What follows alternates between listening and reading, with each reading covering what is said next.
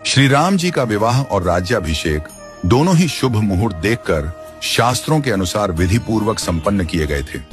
फिर भी न तो उनका वैवाहिक जीवन सुखद रहा और न ही राज्याभिषेक पूर्ण हो सका। विवाह के तुरंत बाद उन्हें वनवास मिला और राज्याभिषेक के दिन ही उन्हें राजमहल की जगह वन की ओर प्रस्थान करना पड़ा। यह सब विधि का विधान था। जब इस दुखद परिस्थिति का कारण पूछा गया तो महर्षि वशिष्ठ जी ने कहा, सुनहु भरत, भावी प्रबल बिलखी कहे मुनिनाथ, हानि लाभ जीवन मरण यश अपयश विधि हाथ।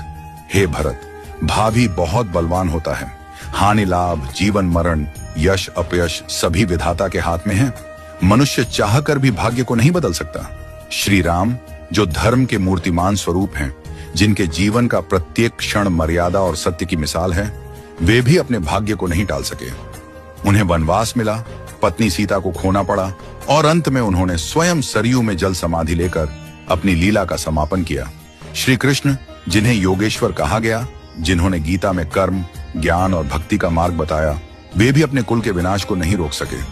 उनके यादव वंश में आपसी कलह से एक दूसरे का संहार हुआ। महादेव शिव जो महामृत्युंजय के अधिष्ठाता हैं, वे भी अपनी प्रिया सती की मृत्यु को नहीं रोक सके। त्रिकालदर्शी होकर भी वे विधि के विधान को नहीं बदल सके।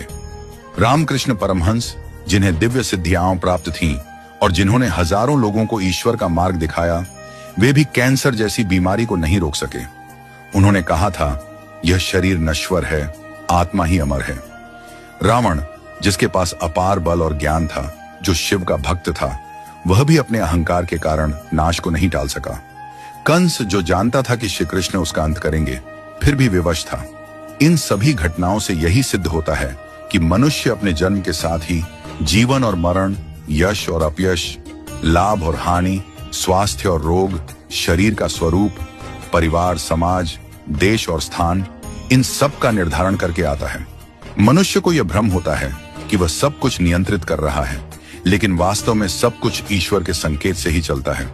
इसीलिए साधक को चाहिए कि वह मन, वचन और कर्म से सहज, सरल और सदाचारी बना रहे, सदैव प्रभु का स्मरण करता रहे और अपने कर्तव्यों को श्रद्धा और निष्ठा से निभाए। मुहूर्त न जन्म के लिए तय होता है, न मृत्यु के लिए। जब जन्म और मृत्यु ही निश्चित नहीं होते, तो बाकी सब कुछ क्षणिक और अस्थायी है। केवल प्रभु का नाम ही शाश्वत सत्य है। इसलिए सदैव ईश्वरमय रहो और आत्मा को परमात्मा के निर्देशों में लीन कर दो। यही सच्चा जीवन है। नियति को स्वीकार करना और प्रभु में समर्पित रहना। हमेशा अपना कर्म करो और बाकी सब कुछ प्रभु के ऊपर छोड़ दो। वही सब करने वाले हैं